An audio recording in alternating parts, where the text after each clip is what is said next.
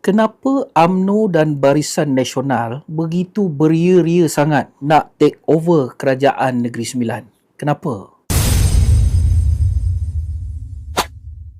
Assalamualaikum warahmatullahi wabarakatuh. Salam sejahtera, Dacia Hau, Vanakkam dan Salam Madani. Ketika video ini dirakam, pilihan raya Negeri Sembilan berbaki lebih kurang 45 hari, mana tarikh buang undi adalah 1 Ogos 2026. Persoalan yang sering berlega kepada orang ramai, kenapa agaknya UMNO dan Barisan Nasional ini begitu beria-ria sangat nak take over kuasa Kerajaan Negeri Sembilan? Kenapa? Persoalan ini sering bermainlah di fikiran orang kerana semua daripada kita tahu bahawa kerajaan perpaduan di Negeri Sembilan ini di bawah kepimpinan Datuk Seri Aminuddin Harun, Tok Min ini sangat stabil. Malahan kita boleh duduk dan berkongsi kuasa dengan Barisan Nasional tanpa ada sebarang masalah. Tetapi tak ada angin, tak ada ribut, tiba-tiba mereka menarik semula sokongan itu dengan memberikan pelbagai alasan-alasan bobrok. Kononnya Tok Min tak boleh handle isu adat lah, Tok Min mencampuri urusan itu, Tok Min begini, Tok Min begitu. Tapi adakah benar semua persoalan itu yang menjadikan alasan utama UMNO dan Barisan Nasional menarik diri, khianat kepada Kerajaan Perpaduan Negeri Sembilan dan akhirnya memaksa Tok Min memulangkan kembali mandat itu kepada rakyat, dan sekarang seluruh negeri, rakyat seluruh negeri terpaksa keluar memilih semula kerajaan yang diinginkan? Sebenarnya tuan-tuan, apa yang saya cuba nak sampaikan ini adalah dari perspektif saya. Mungkin ada di kalangan kawan-kawan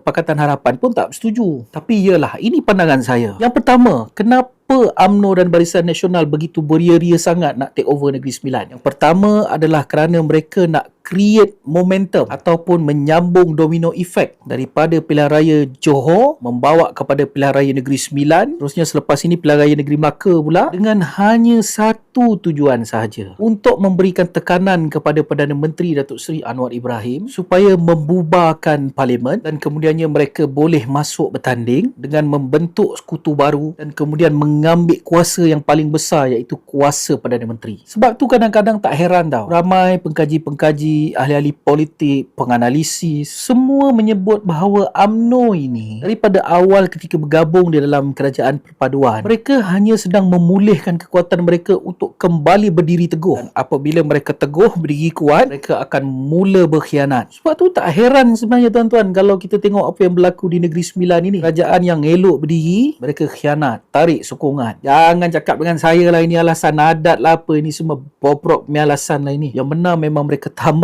nakkan kuasa itu, nakkan mereka jadi nombor satu.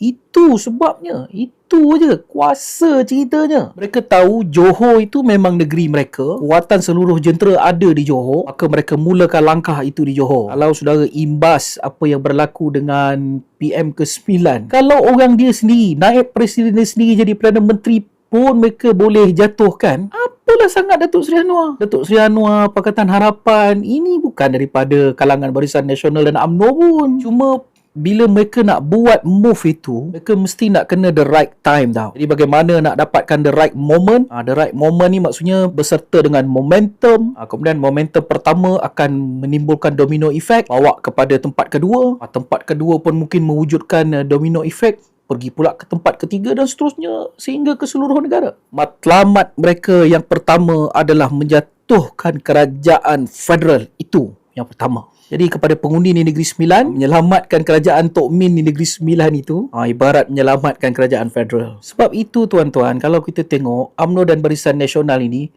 mula menerokai kerjasama yang baru. Yalah, parti politik di Malaysia yang punya gabungan yang kuat besar tak banyak. Pakatan Harapan satu, Perikatan Nasional satu, Barisan Nasional sendiri satu. Yang lain ni semua parti-parti kecil lah kan, tidak membentuk gabungan. GPS, JRS itu di Borneo. Jadi untuk menjadikan mereka dominan ataupun menguasai kerajaan federal, mahu atau tidak mahu mereka kena membentuk satu kerjasama baru dengan rakan sekutu yang lain. So tak ada dengan kerajaan perpaduan, dengan Perikatan Nasional lah. Perikatan Nasional ni pula memang tamak halu berkuasa. Macam PAS ni memang diorang ni tamak kuasa je. Sebab itu cubalah tuan-tuan tengok siapalah parti yang berkawan dengan PAS tak kena khianat. Paling terbaru Parti Bersatu lah. Punya berkobar-kobar lah Tan Sri Muhyiddin, Azmin Ali dan semua geng-geng Bersatu itu.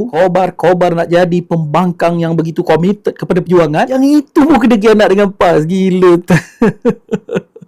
Jadi pucuk digital ulang mendatang lah kan, bila diorang ni memang mencari kuasa. UMNO dan Barisan Nasional pula menghulurkan tangan untuk menjalinkan kerjasama. Maka terbentuklah Pebana, iaitu Perikatan Barisan Nasional. Di Johor bertunang, di Negeri Sembilan berkahwin. Dengan harapan kalau menjadi strategi ini, nanti di Melaka guna pakai strategi yang sama, dan seterusnya di peringkat pusat pula lah. Sentimen apa nak dapatkan kembali kepercayaan orang Melayu? Sentimen perkauman lah. Melayu tertindas, Melayu tertikam, agama tertindas. Kerajaan sekarang dikawal oleh DAP.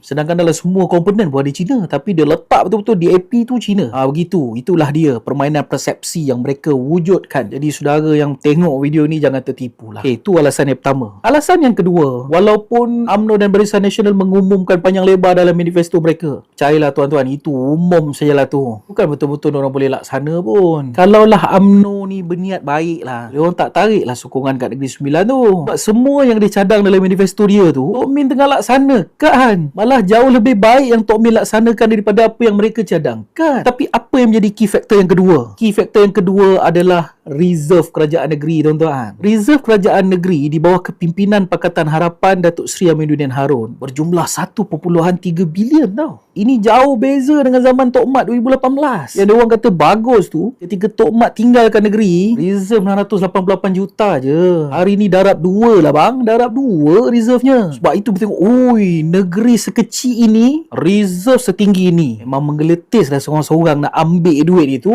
Macam-macam boleh gunakan duit reserve negeri. Bagi mereka yang memikir kuasa, ketamakan, haloba, memang itulah yang mereka nampak. Mereka pun berretorik dalam manifesto itu. Macam saya cakap tadi lah, kalau betul mereka nak laksana manifesto itu, mereka tak perlu tarik sokongan lah, tak perlu susah payah. Sebab memang kebanyakannya kerajaan negeri tengah laksanakan kerana mereka nampak sesuatu yang lebih besar. Yang rakyat tak nampak, iaitu reserve 1.3 bilion. Sekarang baru kau termenung memikir.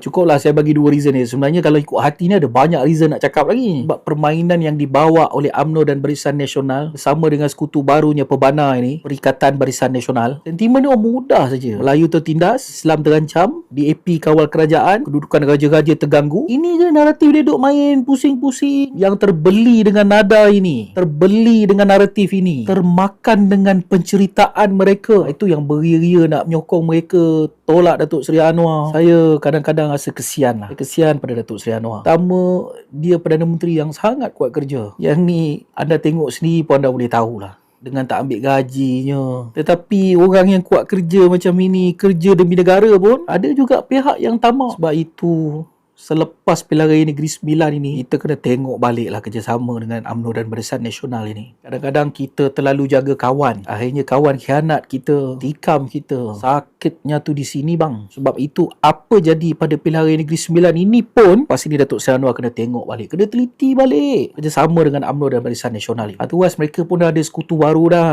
Pebana, Perikatan Barisan Nasional. Jadi itulah. Pada anda yang nak keluar mengundi pada 1 Ogos nanti, buatlah pilihan yang terbaik. Saya percaya anda dah nilai mendengar kedua-dua pihak pun. Jadi nilailah. Bagi orang Islam, jangan lupa istikharah dulu. Sebelum pilih, istikharah dulu. Sesungguhnya kadang-kadang kita rasa apa yang kita pilih ini terbaik, tapi petunjuk daripada Allah Subhanahu Wa Taala itu jauh lebih baik. Jadi okey, kepada orang Negeri Sembilan, selamat mengundi.